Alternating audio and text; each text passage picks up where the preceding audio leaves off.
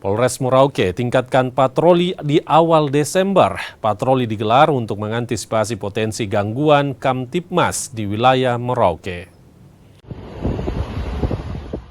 Peningkatan kesiapsiagaan dilakukan jelang 1 Desember yang kerap dikaitkan dengan hari OPM. Sebanyak 300 personil disiagakan untuk mengantisipasi gangguan keamanan dan ketertiban masyarakat.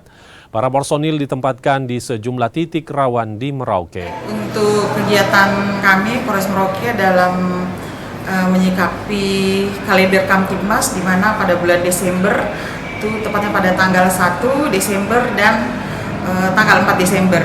Ya, di mana tanggal 14 Desember, di mana nantinya pada tanggal 30 November malam kami melaksanakan patroli gabungan anggota Polres dan Brimob.